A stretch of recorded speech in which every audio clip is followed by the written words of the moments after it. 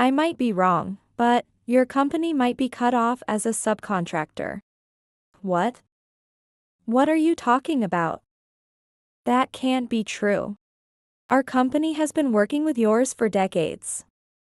There's no way they would cut us off now. I only heard it through the grapevine, so I'm not sure if it's true. But the information is becoming clearer, so I think it might be true. Are you kidding me? Letting rumors dictate my career? Oh, I see. You're trying to make me think I'm losing my job so that I have to rely on you. And help out at home, huh? No, that's not what I meant. Indeed, the company has started making me do work I've never done before. And it's getting tough, so I do want some help with the housework and childcare. But that's a separate issue. I knew it. You want me to help with housework and childcare, too? Isn't that a woman's task? Should we just get a divorce then? For some reason, I had kept it a secret that the company I work for was my husband's main contractor until just before our marriage. The reason was a mere worry, and we were able to get married without any problems. But after the marriage, my husband changed and finally showed his true nature. Just when I thought my husband had mentioned divorce out of the blue, he began to hurt me deeply with his words. You knew it all along, didn't you? Yeah. That's right. I pretended to be drunk and started talking to you. After hearing these shocking words from my husband, I thought I could no longer stay with him. If it's about divorce, I would rather ask for it myself. I understand. I can't stay with you anymore. We should get a divorce. Sure.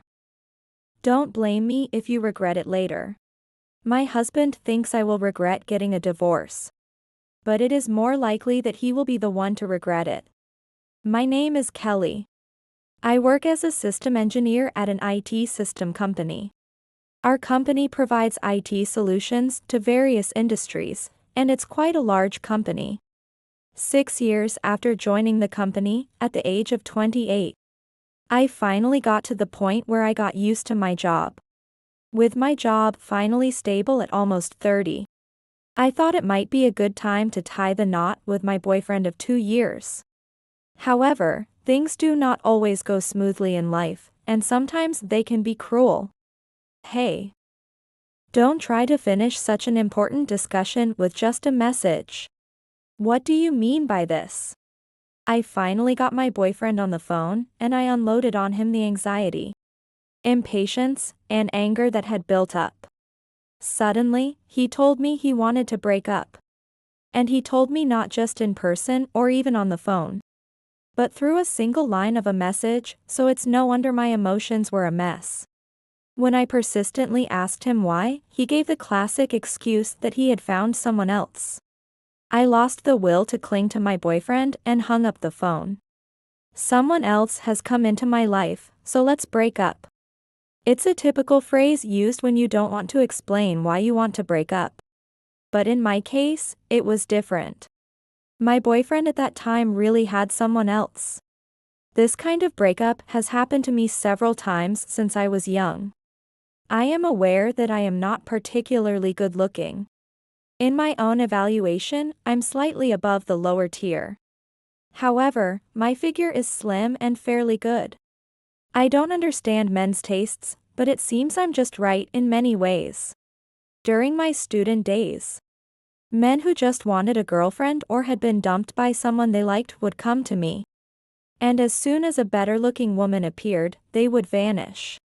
Back then, I lamented how cruel the world was, but now that I'm in my late 20s, I can see that young love is just like that.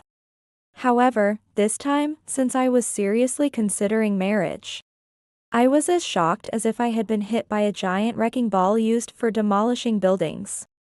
I thought, at this age, I can't imagine getting a new boyfriend. So maybe I should just live for my career. Unable to switch gears, I told myself to work hard from now on. But the stress of being dumped before marriage was enormous. And work alone wasn't enough to keep my spirits up, so I turned to food. A year after being dumped, at the age of 29, and just before turning 30. I had gained a significant amount of weight due to my uncontrolled appetite. I thought, with this sloppy body, romance is even more impossible. I stood in front of the mirror, pinching the ugly fat that hung over my pants, and sighed. What had once been my only claim to fame, my figure, was now gone. But this made it easier to give up on love and marriage. I reassured myself as I looked at the hateful image in the mirror. One day, while mired in self-loathing, something nice happened at work. It was just the right difficulty level for me. So the company entrusted me with a slightly responsible task. Probably the company's intention was to give me some experience for the future. But what made me happy was not that I was given a task. Here is the specification document, and here is the instruction sheet. We have enough time until the deadline, and the content seems manageable. Just as we had heard before. When can we expect the test data? The test data will be ready soon, so you can start working on it. I laid out the documents on the table and explained them to the contractor in a matter-of-fact manner. Our company can't develop all the systems by itself, so we subcontract parts of the work. Today, I was visiting the subcontractor for a meeting about the job I had been assigned. Our company and the subcontractor's company have had a long-standing relationship. And the job I was asking for was an easy one, so there were no problems, just business as usual. However, one thing was not usual. Next to the familiar face of the contractor, a man I had never seen before was sitting at the table. I've been here many times, but this is the first time I've dealt with you, isn't it? Actually, I joined this company last year as a mid-career hire. My previous job was in sales, so I lack skills. And I've been supporting inside the company while polishing my skills. But this time, the job isn't difficult, so I'm taking the main responsibility. I see. Then, you're similar to me. The new hire, named Jeff, is from my generation, just 2 years older than me. And finds himself in a similar situation of being tasked with a job for the first time. Which creates a strange sense of camaraderie. After wrapping up the meeting, it was just about lunchtime, so the contractor invited us to lunch. Are you heading back to the office right away? If you're free, there's a nice pasta place nearby. How about joining us? I sighed internally, trying not to show my discomfort. The contractor was not inviting me but the young and cute new recruit I had brought along for on-the-job training. Throughout the meeting, the contractor's gaze had flitted to my junior. His lunch invitation was clearly directed at her. And only after finishing his invitation did he turn to me. It seemed he wanted to have lunch with my junior, and was seeking my permission. Essentially, I was just a third wheel. Seeing the junior's confused expression, she clearly didn't know how to respond. I could have declined the invitation. But our company has a long-standing relationship with the contractor's company. I didn't want to spoil the impression of our company based on my personal reaction. So I reluctantly agreed to join them for lunch. A pasta restaurant? That sounds great. I'm looking forward to it. All right, I'll go get ready then. Can you wait a moment? Let's hurry. It's bad to keep a lady waiting. Ah. Understood. We headed to the pasta restaurant, not particularly keen on the idea. Along the way, the contractor, who wasn't even Jeff's boss, happily engaged the junior in a discussion about work. Jeff and I followed behind. I'm sorry about this sudden situation. He tends to push his kindness. Oh? Yeah. I know. Don't worry about it. Right. You're more familiar with our company than I am. Despite just having had an unpleasant experience. Jeff's considerate words and cheerful smile somewhat cleansed my mood. However, the contractor soon dampened it again. I'll have the seafood pasta then. Is that enough for you, Kelly? Over here they have a pizza that comes with a mini pasta. What did he mean by that? Kelly will have the seafood pasta. Has everyone decided? I'll call the waiter. Jeff quickly stepped in to defuse the situation, allowing me to keep my irritation in check. My appreciation for Jeff continued to grow. However, no matter how much my fondness for Jeff increased, having long given up on love and marriage, I harbored no illusions. The pleasant incident at work was not my meeting with Jeff. Do you have any favorite foods? Next time, let's go eat what you want. The contractor continued to focus only on the junior at the restaurant. It seemed natural for the young and cute to receive special treatment, so I had no complaints. However, the contractor's overt behavior irked me, and I aggressively slurped my pasta. After finishing, I quietly decided to go on a diet alone. It felt as though a god of dieting had descended upon me. For I managed to lose weight successfully. But I was unaware of the serious situation this diet would soon lead me into. I had lost 18 pounds over 6 months. The cause of my weight gain was stress-induced overeating and a disordered lifestyle.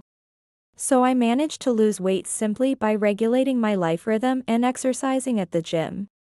It didn't feel like much of an effort. Moreover, I successfully completed the job I had been assigned. It was a simple task, finished in about 2 weeks, which left me feeling somewhat unsatisfied. After finishing the job, I was assigned different types of tasks.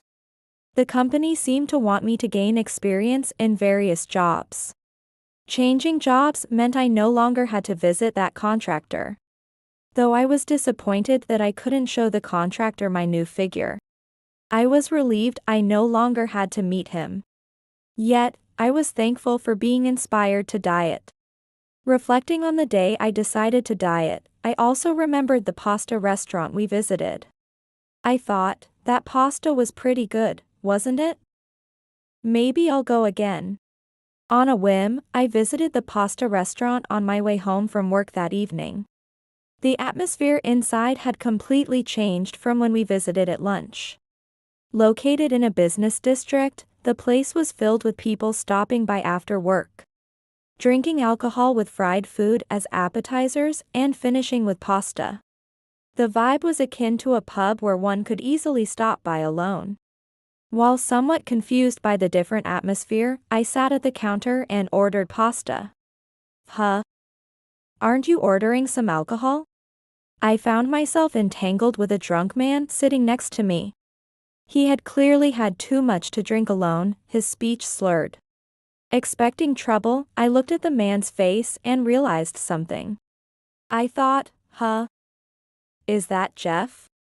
The man drunkenly beside me seemed to be Jeff, with whom I had previously worked. Listen, my boss really lacks consideration. I always have to smooth things over with our clients. He doesn't realize I'm covering for him, always acts so high and mighty, and dumps his work on me. It's really tough. Despite his changed appearance, there was no mistaking it was Jeff. Working with that contractor must be stressful. Although I recognized Jeff, he didn't seem to recognize me as he continued to rant about his work troubles. Perhaps it was the alcohol. Or maybe because our working relationship had been brief and I no longer dealt with the contractor. He had completely forgotten my face. Moreover, I had lost a significant amount of weight over the past 6 months, drastically changing my appearance, so it was natural that he didn't recognize me. Since he wasn't a stranger, I nodded along to Jeff's complaints while eating my pasta. You're so kind for listening to a stranger's story without any complaints. There's no one else as kind as you. After a while, perhaps because he felt good that I was listening to him, he started to flirt with me. Normally, I would think that he just sees me as another convenient woman. But knowing the kind Jeff from before he got drunk, I didn't mind it too much. Right before leaving the restaurant, I planned to surprise him by revealing that I work for the main contractor, and had even worked with him. However, worried that revealing this fact might make our relationship revert back to a professional one. I hesitated and just drank water while looking at my empty pasta bowl. During this time, Jeff said he was leaving. Thank you for listening to my complaints. Sorry, I didn't even tell you my name. I'm Jeff. I'd be happy to see you again. As time passed and his drunkenness subsided, the kind impression of Jeff returned. He handed me his business card before leaving the restaurant. The business card bore a familiar name and company. Curiously, I flipped it over and saw a contact number written in a pen. It was clearly a personal number. Having a good impression of Jeff, my hand automatically reached for my smartphone. From then, Jeff and I frequently went out for meals together. I thought his advances at the pasta restaurant were just the result of his drunkenness. But he continued his approach unchanged, and we started dating. In just half a year of dating, he proposed to me. For someone who had almost given up on love and marriage, this was incredibly lucky. However, I was facing one issue as we headed towards marriage. I still hadn't told my boyfriend Jeff that I worked for his company's main contractor. Nor that we had worked together. You know, our company is just getting by with jobs from bigger companies. If we get cut off from being a subcontractor, we can't survive. They know this and often push us too hard. Is that so? But there's the subcontracting law, right? They can't just hand off work with unreasonable deadlines and costs, can they? That's why they push the limits.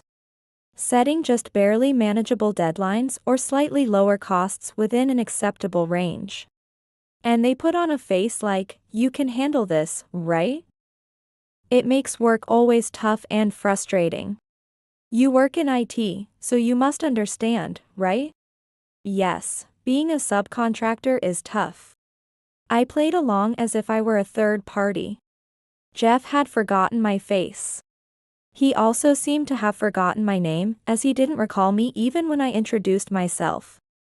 I had given him my business card, but since we no longer interact professionally, he hadn't had a chance to look at it again, and so far, I had managed to keep my identity secret. I knew I had to reveal my true identity someday. But Jeff often complained about my company, making it hard for me to bring it up. I regretted not talking about it at the pasta restaurant before losing the timing. But it was too late for regrets now, and it was my responsibility. It was unthinkable not to tell my husband about my job as we were getting married. I prepared myself for any reaction and decided to tell him about my company. I work for your company's main contractor. Do you remember going out for pasta about a year ago with me and my colleague and your boss? That was me, back when I was heavier. Really? Why didn't you say anything? You always complained, right? It just became hard to say. You should have told me anyway. Have I been making you feel bad by complaining about the company? Sorry. Oh, has my complaint reached your company? Have I caused any trouble for your company?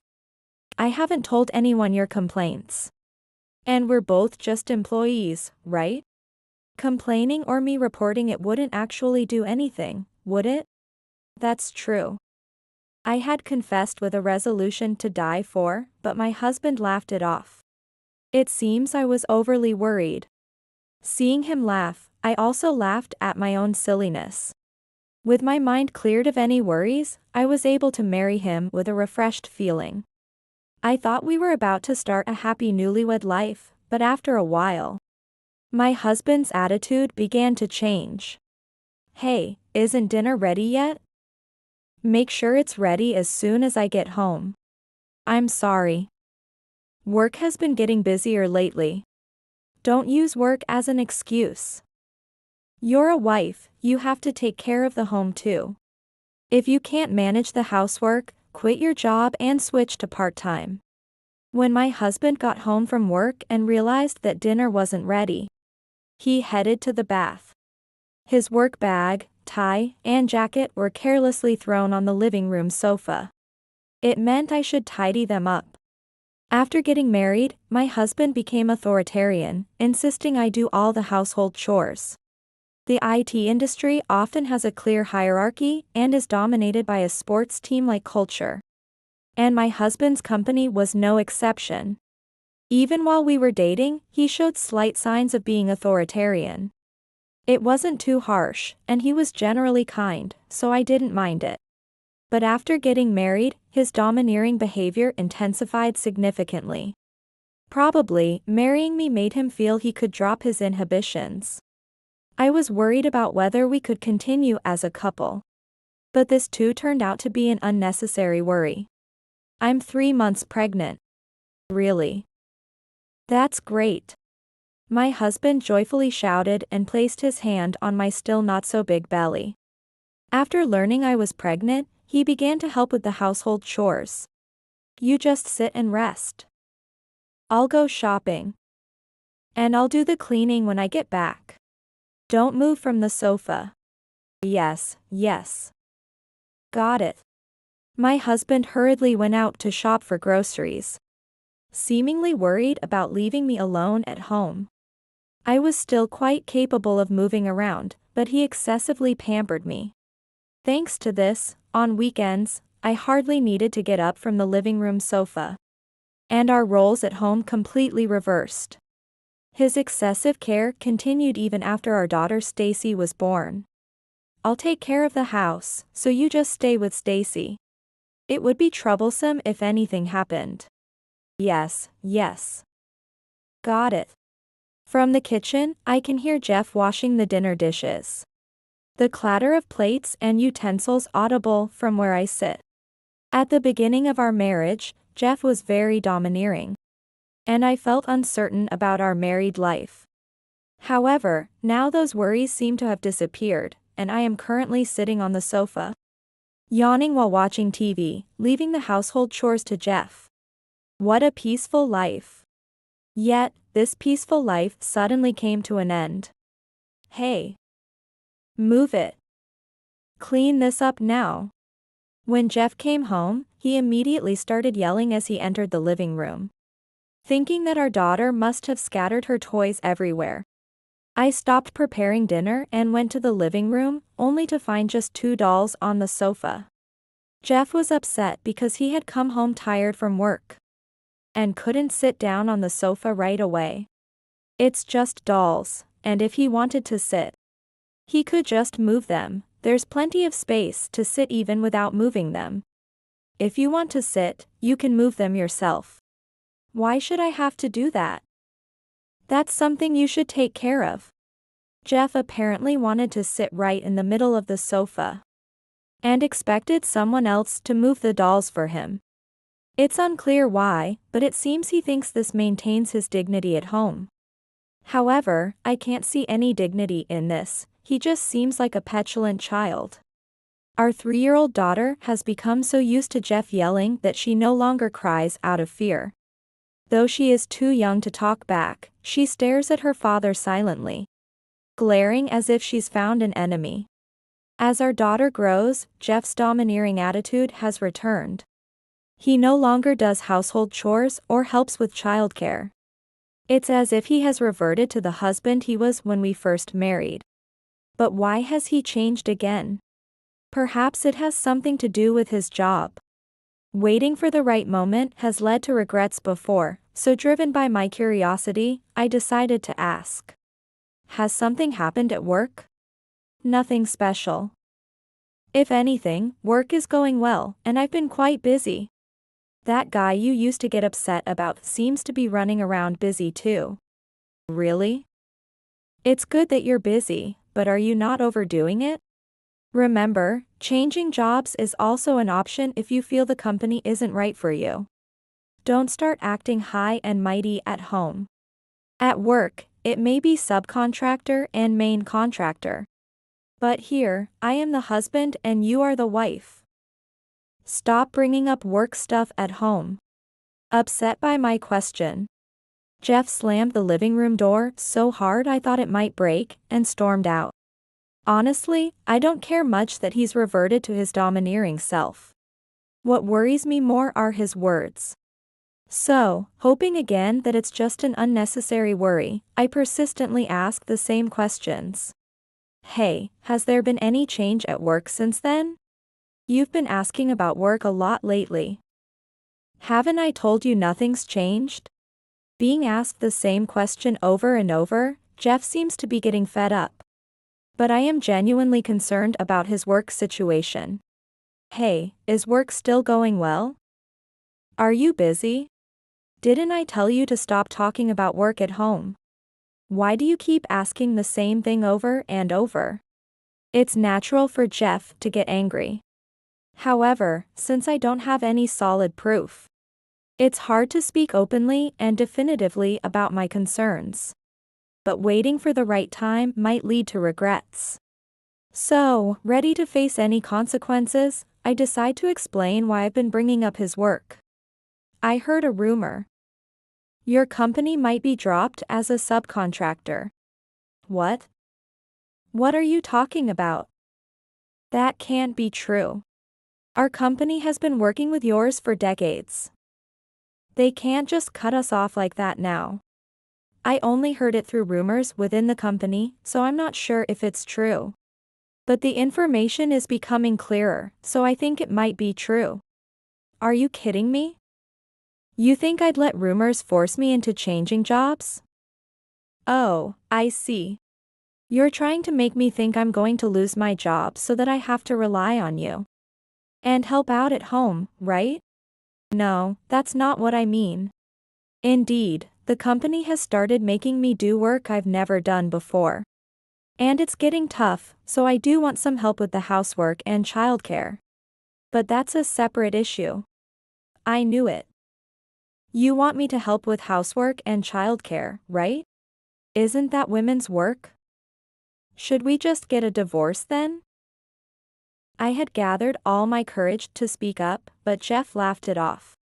Moreover, he seemed really upset by what I said, suddenly bringing up divorce as if he was revealing his true feelings. Don't mention divorce so casually. Even as a joke, it makes me angry. It's not really a joke. Honestly, I was just desperate to get married after turning 30. And at that point, anyone would have done it for me.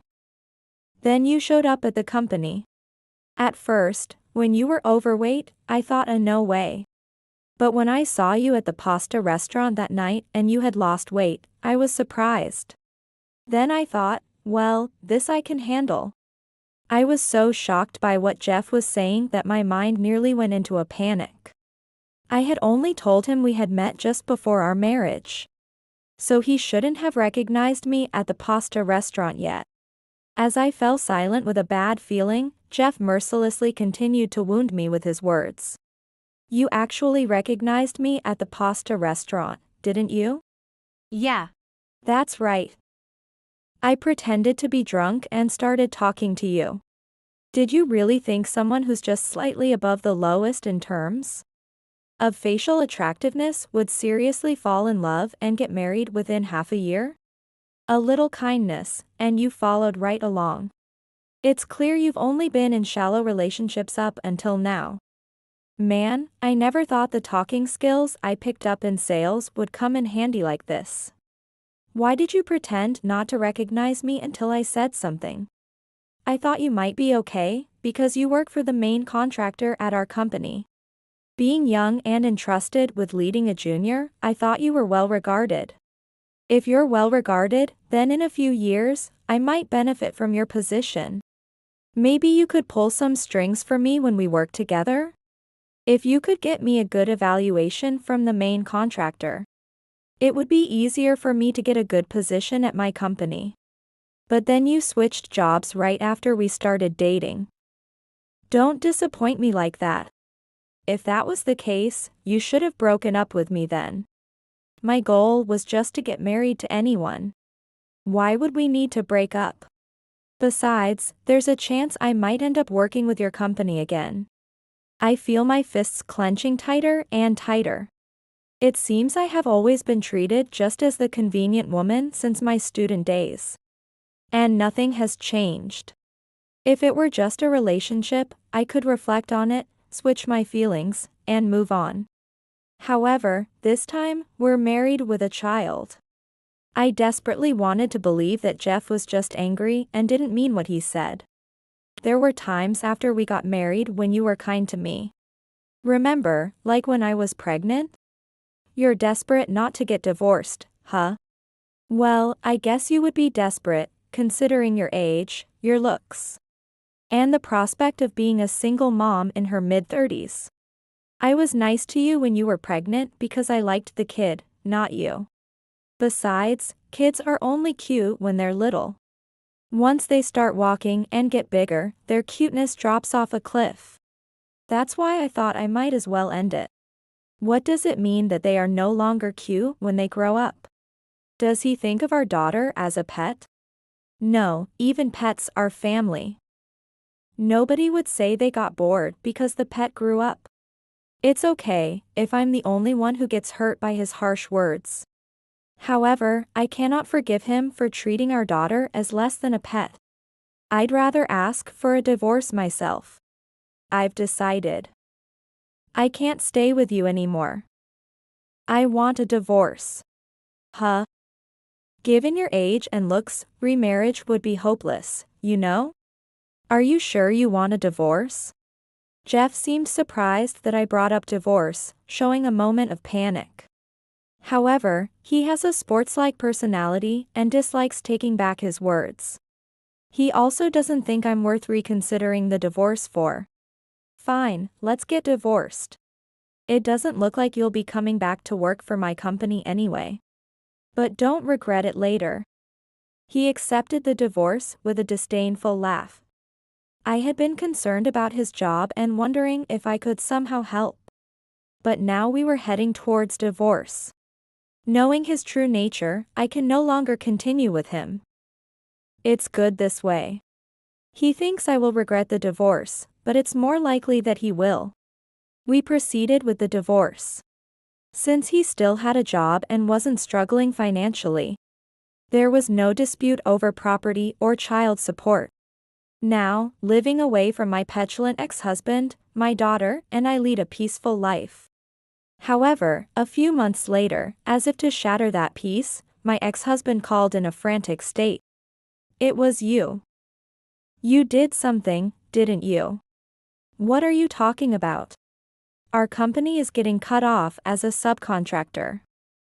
Just like you said it would. I won't let you say you weren't involved. Decisions like cutting off a subcontractor are above my pay grade, aren't they? Then why did you know our company was going to be cut off? I told you it was a rumor within the company. They're trying to complete the work internally by acquiring companies with the necessary technology, making them subsidiaries, and transferring the subcontracted work to them.